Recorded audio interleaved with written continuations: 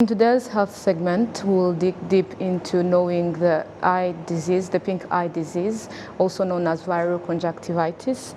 Joining us today is Dr. Edson Rwagasore, Division Manager of Public Health Surveillance and Emergency Preparedness and Response at the Rwanda Biomedical Center. Welcome to our studio, Mr. Rwagasore. Thank you, Olive. First of all, could you provide an overview of viral conjunctivitis? What is viral conjunctivitis or pink eye disease? Pink eye disease is an inflammation of the conjunctiva, or the transparent membrane that covers the eyeball, but also lining the eyelid, within the eyelid. We've been observing an increase of pink eye disease or conjunctivitis since mid-Feb. And these cases identified with or clustering within different schools. Due to the fact that that's a place where it's overcrowded. But this is very common. It's not our first time. And this disease tend to have the season pattern where we always see the peak of cases during this season. So what are the causes and symptoms of the pink eye disease or viral conjunctivitis? And first of all, why is it called pink eye?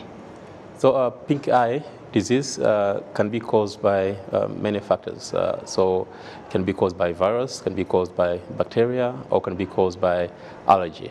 But this specific outbreak that we are observing in schools and other places in Rwanda is being driven by the virus, adenovirus, which is very contagious. And it's one of the diseases that we are grouped in terms of our transmitted from hand to eye, meaning after touching a contaminated surface, you can touch your eyes, and then that can be a port of entry for that virus. So you say that it is a contagious disease. What are some of the preventive measures that people can take to avoid being contaminated? So it's very contagious, and despite being contagious, it can be preventable. And some of the measures, if we just apply 2 interventions, that means if you apply hand washing using soap and water, and also avoiding close contact with someone who has these symptoms, you can cut the spread for more than 90%. So those are the big ones, but also encourage people who have these symptoms to avoid swimming the pools, and also sharing of materials such as towels. So how long does it take for the eye that is infected to resolve or to come back to normal, to be normal again? And what are some of the complications that may be associated with this disease if not treated? So it usually takes 7 to 14 days to clear the virus, but sometimes tend to go up to 3 weeks to have all symptoms being resolved. And among symptoms of pink eye disease, we have redness of the eye. There is also itching, burning sensation of the eye, and also tearing, and sometimes discharge of white discharge that tend to cluster within the eyelid, and that's actually is most frequent in the morning hours. Some of the patients actually present with a light sensation and also having blurred vision.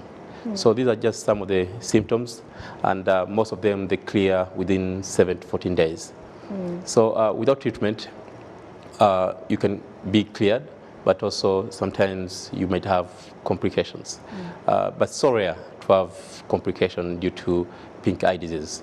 So most of them, they are linked due to the fact that it's itching, and you have sometimes you tend to touch the eye, so it can leave the scar at the cornea, but also same time at the conjunctiva. So those are main ones that tend to be the impact of pink eye disease. You say that nowadays the peak is high, the disease is among schools and other regions because of the season.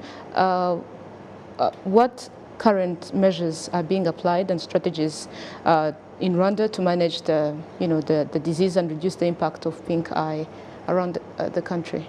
So our strategies now, we are much more focused into prevention and treatment.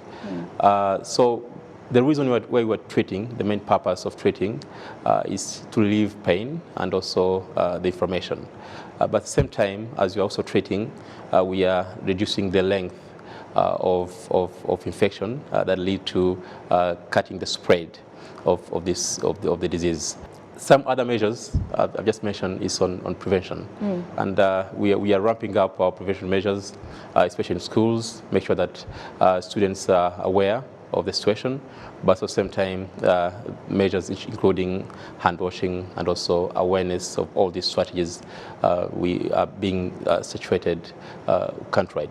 So those are two main focus that we are currently rolling out countrywide, but mainly just making sure that people are prevented, because we always know that prevention is better than cure. Before we sum up our discussion, you say that there are some preventive measures that someone can take, such as hygiene practices and everything. Can the pink eye disease be resolved without being treated, or there is necessity to go to the doctor whenever you have this kind of disease? Pink eye can be resolved similar to other viruses without getting treated, but I've just mentioned that there's a need to relieve inflammation and also prevent any complication that can be the outcome of pink eye. That's why we always encourage everyone who has such symptoms to seek care and get proper treatment.